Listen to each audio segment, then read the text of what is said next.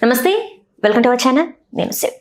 నిన్న చూసుకున్నట్టయితే తెలంగాణలో అసెంబ్లీ సెషన్స్లో కేటీఆర్ గారు అయితే మాట్లాడిన తీరు, మరి తను అడిగిన ప్రశ్నలు, కాంగ్రెస్ ప్రభుత్వం ఇచ్చిన 6 గ్యారంటీలు, 420 హామీలు ఏవైతే ఉన్నాయో వాటన్నిటి గురించి ప్రశ్నిస్తే మరి ఏం జరిగింది ఇక్కడ, నిజంగానే ఏదైతే మిస్ యూనివర్స్ కంటెస్ట్ ఏదైతే ఉందో దాని గురించి మాట్లాడారు. మరి వాటన్నిటి గురించి ఇంతవరకైతే సమాధానాలు రాలేదు. మరి దీని మీద మాట్లాడడానికి మనతో పాటు ఉన్నారు ప్రముఖ రాజకీయ విశ్లేషకులు కేఎస్ ప్రసాద్ గారు. నమస్కారం.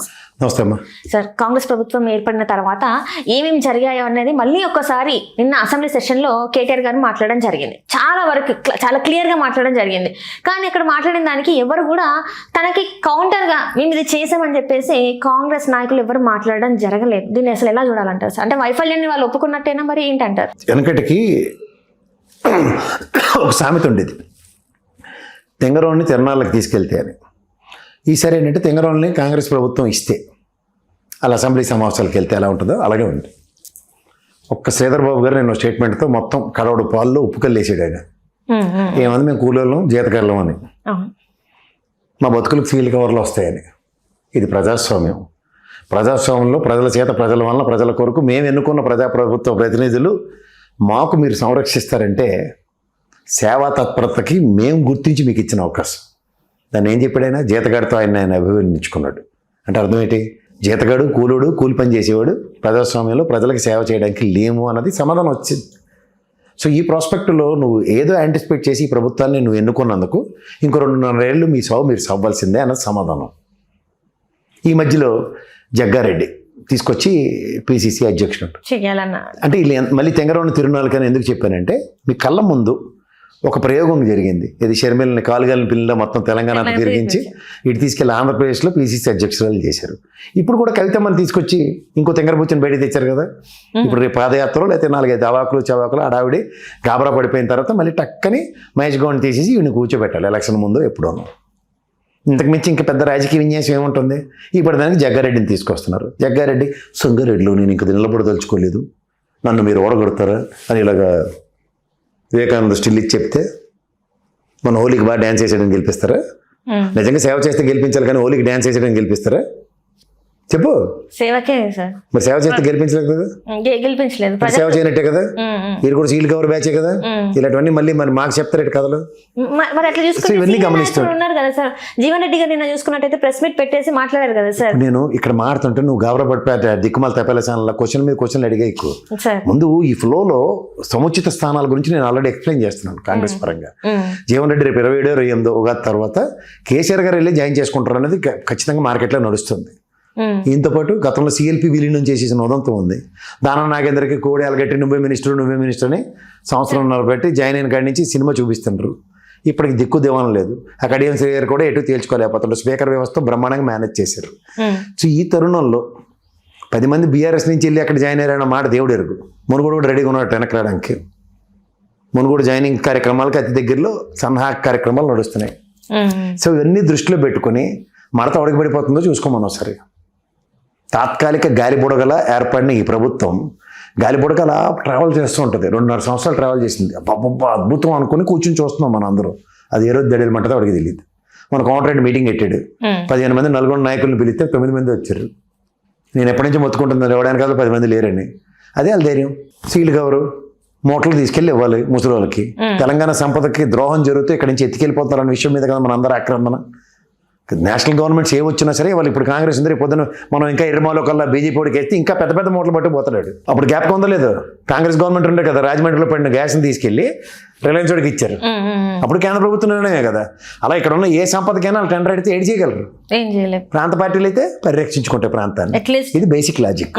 సో ఇప్పుడు మనం లబోదిబోని చేతులు కాలింత తాగులెట్టుకున్నాం, ఏడితే ఏటి లాభం?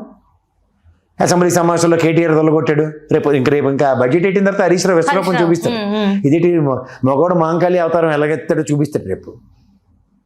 ఎక్కడొక్క తెలియంది నోరు తిరిగితే మొత్తం అసెంబ్లీలో దుద్దులు శ్రీధరబాబు గారికి బ్రాహ్మణ పుట్టుకు ఆ మహానాయుడికి కాస్త నోరు తిరుగుతుంది. నెక్స్ట్ మా బెట్టానికి బ్రహ్మాండంగా నోరు తిరుగుతుంది. ఇంతో అంతో అందరి తరఫున బుర్ర ఎత్తుకున్న మా రేవంత్ రెడ్డి అన్నకు తిరుగుతుంది. మిగిలిన అందరూ అబద్ధ బ్యాచే. ఇప్పుడు తుమ్మల నాగేశ్వరరావు ఉన్నాడు, ఏడిపి వెళ్తుండే టక్క వీటి ప్రత్యామ్నాయ పంటలు పామాయిల్ వేసిండట. కానీ చేయాలి, సబ్సిడీ ఇవ్వగలవు పామాయిల్కి? నువ్వు పామాయిల్ పంట ఎన్ని సంవత్సరాలకు వస్తుంది క్రాప్? నాకు తెలిసి 8 నుంచి 15 సంవత్సరాల లోపల వస్తుంది. 8 సంవత్సరాలు ఇక్కడ దున్నపోతలు కాసుకోమంటారు రైతుల్ని. ప్రత్యామ్నాయానికి రైతులకు సబ్సిడీ ఇచ్చే కార్యక్రమం ఉందా? లేదంటే ఏమైనా నువ్వు వెసులుబాటు ఇస్తావా? వడ్లు అత్యధికంగా పనిచేసే సామర్థ్యాన్ని పెంచుకున్న తెలంగాణ రాష్ట్రంలో వడ్లు పండించొద్దని చెప్తున్నావు. కొనుగోలు శక్తి ఎందుకు పెంచుకోవట్లే? ఎక్స్పోర్ట్ పాలసీ ఓపెన్ చేసి నెగోసియేషన్స్కి వెళ్ళలేవా? ఢిల్లీ ఎక్స్పోర్ట్ పాలసీ జయశంకర్ గారితో కూర్చో. ఎన్ని ఆఫ్రికన్ దేశాలకి రైస్ సప్లై చేయొచ్చు. అలాంటి ఆ లైన్స్ ఓపెన్ చేస్తావా? ప్రత్యామ్నాయ పంటలు ఏమిస్తావు నువ్వు? ప్రోత్సాహకాలు, ఇన్పుట్ సబ్సిడీలు ఏమిస్తావు? ఇవన్నీ మాట్లాడి క్లారిటీ ఇవ్వు. అసెంబ్లీ బడ్జెట్ సమావేశంలో వ్యవసాయ శాఖ బడ్జెట్ ఉంటుంది కదా, ఇవి అనౌన్స్ చేయి ఫస్ట్. రైతులకి ఆయన అగ్రిగేట్ కౌలు 25,000 రూపాయలు లేకపోతే ₹1,00,000 ఇస్తాం. 8-10 సంవత్సరాల పాటు పామాయిల్ పెంచండి, శాశ్వతంగా పంట దిగుబడి ఉంటుంది మీకు. ఇలాంటివన్నీ ప్రజలకు ఎక్స్ప్లెయిన్ చేసే కార్యక్రమానికి తెరలేపకుండా ఆర్బీకే సెంటర్ లాంటి ఓపెన్ చేసి ఎక్స్ప్లెయిన్ చేయి. నియోజకవర్గాల వారిగా రైతు సదస్సులు పెట్టు, రైతు వేదికలు క్రియేట్ చేయి. ఇవేవీ ఉండవు. ఇవేవీ లేకుండా ఇది చాకటి కోటేశ్వర ప్రవచనాలు చెప్పినట్టు స్టేట్మెంట్ ఇచ్చేస్తున్నారు. వడ్లు వేయకండి, ఇది బేస్ అయిపోద్ది. రేపు పొద్దున వడ్లు పండించినోడికి కొనరు, మిల్లులు రానివ్వరు. పంటలకు లబోదిబోను రైతులు ఏడుస్తుంటే మేము అప్పుడే చెప్పాం కదా పంట పండించే జీవో రిలీజ్ చేయి. సోయాబీన్స్ అట్లనే అవుతుంది కదా సార్. ఇప్పుడు వాళ్ళు లబోదిబోమని ఏడుస్తున్నారు. వాళ్ళకి ఎన్నని చెప్పాలమ్మా? ప్రతి పంటకి మొక్కజొన్నలు ఏడుపు, సోయాబీన్లు ఏడుపు, పత్తోడు ఏడుపు, పప్పు దినుసులు ఏడుపు. వడ్లు రైతులు అయితే దయనీయమైన స్థితిలో ఉన్నారు. ఏం పాపం చేశారమ్మా ప్రజలు రైతులను? వీళ్ళ ఇష్టారాజ్యాలక ఓ గాంధీ బొమ్మ పెడతాం, మూసీ నదిని చీపురేడి తుడుస్తాం. బొమ్మైనా కనబట్టలేదు. ఎన్ని బిల్డింగ్లు కోల్చాలో, ఎన్ని వేల లక్షల మందికి పునరావాస కార్యక్రమాలు కల్పించుకోవడం జీవితాంతం ఇదేనా? మొత్తం ఇదే చేస్తున్నారు కదా సార్. ఇప్పుడు ఎందుకు ఈ పనికొచ్చిన పని ఏమన్నా? రూపాయి డబ్బులు ఉన్నాయి జేబులో? సేమ్ క్వశ్చన్ అదే అడిగారు సార్. ఇప్పుడు పథకాలకేమో మీరు డబ్బులు లేవు, కోస్తూ డబ్బులు రావని మీరే మాట్లాడుతున్నారు. మరి వీటికి ఎక్కడి నుంచి డబ్బులు వస్తున్నాయి? 1000 కోట్లు ఎక్కడి నుంచి? అక్కడ గురువు ఉన్నాడు కదా, సంపద సృష్టిస్తాం అరికథలు చెప్పేది గవర్నమెంట్ వచ్చింది. ఇదే అరికథలు కాలక్షేపం చూడాలి. అప్పుడు మొదటి రోజు చెప్పాడు కదా తెప్పలసానులోకి ఇంటర్వ్యూలో, పోపుల డబ్బాలో చూడు ఆడవాళ్ళు ఇటు ఈ డబ్బాలోంచి ఆ డబ్బాకి, ఆ డబ్బాలోంచి ఈ డబ్బాకి మార్చినట్టు ఏముంది, ఈ డబ్బులు అందులోకి ఆ డబ్బులు ఇందులోకి సర్దేస్తామని చెప్పించాడు. అదే అయింది. ఇప్పుడు 7 సత్తులో చూసుకుంటూ జీతాలు లేవు అక్కడ. వాళ్ళు రిటైర్మెంట్ డబ్బులు రాక వాళ్ళు లబోదీపం అంటున్నారు, వాళ్ళు బ్యాలెట్ పేపర్లు వేస్తున్నారు ఉత్తరాలు. ఇది పరిస్థితి. తెలంగాణ ఆడపడుచులని కోటేశ్వరంలో చేస్తా అని చెప్పేసి వాళ్ళు చెప్పారు సార్.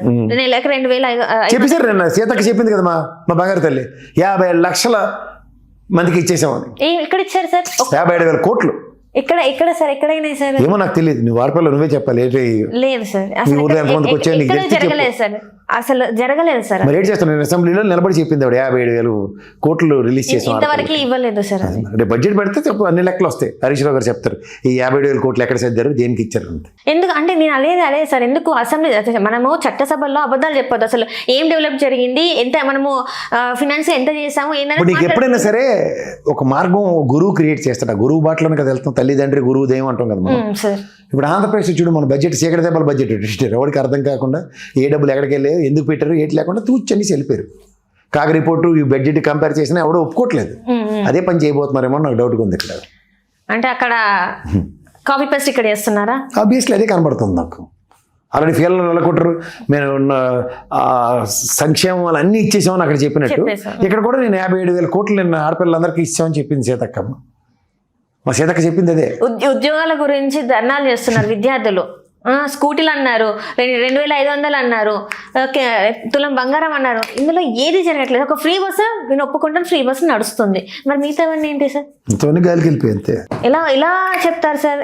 నోటితోనే చెప్తున్నారు. ఎలా చెప్పట్లేదు, నోటితోనే చెప్తున్నారు. ఏవి ఆచరించలేరు అవన్నీ మాత్రం ప్రవచనాల్లో చెప్తున్నారు. అండ్ అక్కడ చూసుకున్నట్టయితే ఖమ్మం వెలుగమట్లో చూసుకున్నట్టయితే పొంగులేటి శ్రీనివాస్ రెడ్డి గారి గురించి అంతమంది మాట్లాడుతున్నా కూడా దాని మీద యాక్షన్ లేదు, ఉండదు. ప్రభుత్వం మాది అన్నప్పుడు ఎవరి మీద యాక్షన్ తీసుకుంటారు, ఎవరి గురించి మాట్లాడతారు, ఏవి చేయరాళ్ళు. వాళ్ళకి ఇంతవరకు ఇంకొకటి ప్రత్యామ్నాయం చూపట్లేదు కదా సార్. వాళ్ళు ఇంకా చెట్ల కిందనే పడుకుంటున్నారు. ఇంకా వాళ్ళకి తిండి తిప్పలు ఎట్లా సార్? మరి వాళ్ళందరూ వాళ్ళు ఉన్న నీడని తీసేసి ఇప్పుడు పొక్కలతో కోల్డ్ వస్తాం. మీరు చదవాల్సిందే. ఇది ప్రజాస్వామ్యం. కొత్త డెఫినేషన్స్, అబ్రివేషన్స్. అండ్ మళ్ళీ చూసుకున్నట్టయితే ఇందిరమ్మ ఇల్లులు ఇస్తాం వాళ్ళకి. అంటే ఉన్న నీడని కూలగొట్టి మీరు ఇందిరమ్మ ఇల్లులు ఇవ్వాల్సిన అవసరం. ఇందిరమ్మ ఇల్లు కట్టి దగ్గర గాంధీ బొమ్మ పెడితే కాదంటాడా? ఇందిరమ్మ ఇల్లు కట్టి దగ్గర ఏది కావుంటుంది, మీ ప్రభుత్వ పరంగా ఏ కార్యక్రమాలు నిర్వర్తించుకునేవాడు కాదంటాడా? సో వీళ్ళ ప్లాన్ ఆఫ్ యాక్షన్ ఏంటంటారు సార్? యాక్షన్ అయినప్పుడు ప్లాన్ ఏంటంటే అడగకూడదు. వాళ్ళ యాక్షన్ వాళ్ళకే తెలియనప్పుడు ప్లాన్ ఏంటన్నా కూడా చెప్పలేము. ప్లాన్ ఆఫ్ యాక్షన్ లేకుండా గుడ్డది జైల్లో పడినట్టు వెళ్ళిపోతుంది ప్రభుత్వం కింద. దీన్ని అభివర్ణించు. తీరు కూర్చుని తారలాడింది మూసి ప్రక్షాళన ఇలాంటి పనికి మళ్ళీ అవసరమా? ఆ కుళ్ళుమండ అసలే మూసి నది అంటే దానికి అల్లం పచ్చడి అవసరమా? నేను లక్షసార్లు చెప్పాను. కుళ్ళుమండకు అల్లం పచ్చడి సామెత తెలుసా నీకు? మొత్తం నువ్వు సివరేజెస్ అన్ని యూనిట్లు ఎన్ని కట్టాలి? ఎస్ఓబీలు విపరీతం కట్టి ముందు డ్రైనేజ్ సిస్టమ్ని అడ్రస్ చేస్తూ నెక్స్ట్ ఇగో ఇది ఇలా నిలువరించాం కాబట్టి మూసి ప్రక్షాళన ఈజీ అవుతుంది. అలాగే గంగా ప్రక్షాళించాం, నరేంద్ర మోడీ కథలాగే ఉంటుంది. గంగా ప్రక్షాళించాం అని చెప్పి డేట్ అయింది, ఎక్కడిదక్కడనే ఉంది, అది చూస్తే అర్థమైపోతుంది మనకి. అలాగే ఇంకోటి అయితే సబర్మతి నదిని అలా నీకు చెప్తూ ఉంటారు. ఇక్కడ తెలంగాణ ప్రజలకు సగం మందికి గంగా నది ఏంటో తెలియదు, సబర్మతి ఏదో తెలియదు కాబట్టి వింటాం మనం. అంటే కాదు సార్, ఇక్కడ కొంతమంది వాళ్ళు చేసేది ఏంటంటే కాంగ్రెస్ నాయకులు ఏమంటున్నారంటే మూసి పక్కన ఉన్న వాళ్ళు నివసించే వాళ్ళకి ఎన్ని రోగాలు వస్తున్నాయి, ఎంత ఇబ్బందులు పడుతున్నారంటే వాళ్ళు కొన్ని సంవత్సరాల దశాబ్దాల నుంచి వాళ్ళు అక్కడ ఉన్నారు. వాళ్ళు ఏదైనా ప్రాబ్లం ఉంటే వాళ్ళు చెప్తారు కదా, వాళ్ళు ఇల్లు కూలగొట్టేదని అడుక్కుంటుంటే కూడా ఏడుస్తున్నా కూడా కావాలని ఎందుకు ఇలా చేస్తున్నారు అంటే ఎప్పుడంటే చేస్తాను. నీకు జబ్బులు వచ్చాయి, నీకు దోమలు కరుస్తున్నాయి,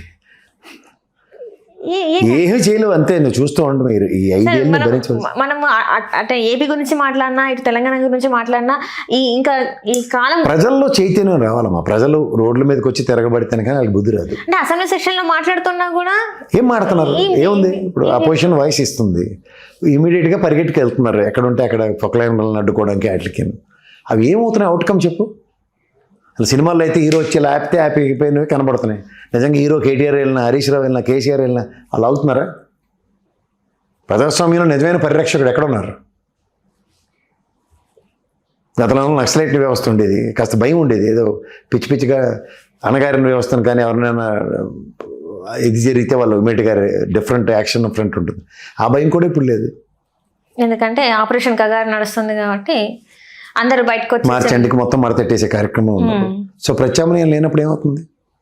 అంటే ప్రభుత్వమే ఆ విధంగా రాక్షస పాలన చేస్తున్నప్పుడు మనం ఏం చేయలేము. ప్రజాస్వామ్యాన్ని పేరు పెట్టారు దానికి, నువ్వు చూసి తరించడమే. Right right, thank you so much. Hello, Telugu Rajyam channel చూస్తున్నారా? సామాజిక రాజకీయ జీవన చిత్రణే తెలుగు రాజ్యం. అతిశయోక్తులు అసత్యాలు ఉండవు. రాజకీయ కోణం కాదు, ప్రజా కోణమే కొలబద్ద. తెలుగు రాజ్యం వీక్షణ మీ ఉత్తమ అభిరుచికి నిదర్శనం.